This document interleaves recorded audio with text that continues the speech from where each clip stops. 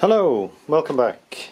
So, I wanted to make a sword inspired by the Lord of the Rings, and I thought, how about making a Moria Orc type sword? I had a 500mm long piece of 01 ground flat stock steel, which I'd got off eBay. It was 75mm wide, so I drew out this template, looking at some of the pictures I'd seen on the internet. The whole blade is steel, it goes all the way through the tang, and then there's some type of handle here where you hold it like that, and then it's got a protector here for your fingers. The guard kind of comes round. So I drew up my sample, my template. I then refined how I wanted a big spike on the end of the tang, kind of like a pommel that you could injure people with if you're going to do that type of thing. And here's the final thing. So I made this scabbard for it out of leather from Abercan fabric in Manchester. It's nice and soft. This actually is one that you could just, it's real simple, you could just put it over your shoulder, and then inside this is the finished sword. So I cut out the sword with a hacksaw.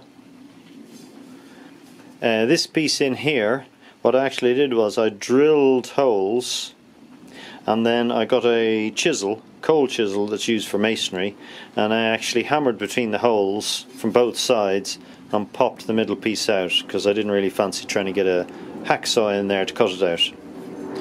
I then, once I'd cut it and I'd filed all the edges nice and flat, I then heated it up in my little mini forge, and then used one of my hammers to start to give some nice texture to the blade and to the edges of the blade. And the nice thing is, the actual texture on the edge of the blade hides any filing marks on the side and gives it a nice worn feel. When I finished sanding it, I actually left a lot of the scale on there because I thought the scale added to the actual look of the blade.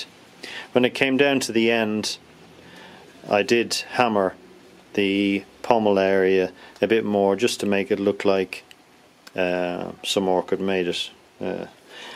What I also did was, I'm not sure you can see, this is a present for my son, so I got the phonetic Westernese alphabet that the orcs used, and I actually wrote his name in Westernese, carved it in there. The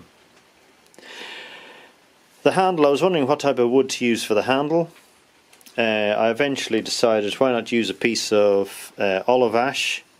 It's the centre of an old ash tree where, rather than being the really pale ash colour, it has all these nice markings like olive. That's what they call olive ash. So I cut out two pieces. You can see here they got really nice grain and really dark bits. I wanted it to be a bit more angular at the front, and then coming back and leaving it cut in so that you could actually see the spikes on the pommel. Now when I glued this on, I glued the wood on with this stuff, Gorilla Glue, and it says on it, be careful, it will expand up to 3 times or something, so don't put too much on. So what I did was I put too much on and it expanded all over the place. So I spent a lot of time cutting it off and sanding it to get rid of it all, which was a bit silly really, but there you go.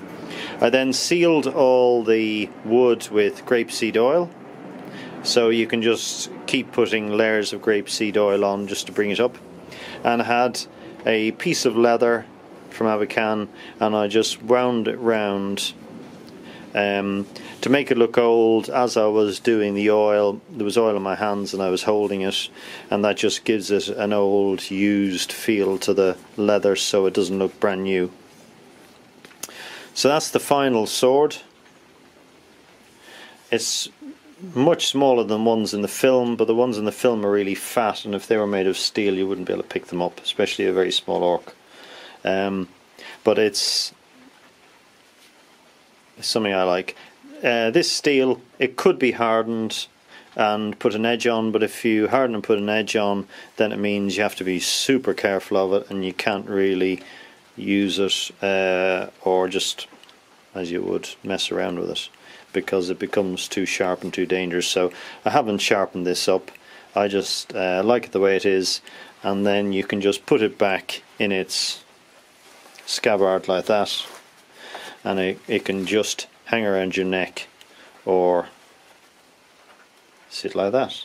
So thanks very much for watching. I hope you'll get the idea that you could actually make something that looks really nice without too much effort, and build your skill up. Okay, thanks again.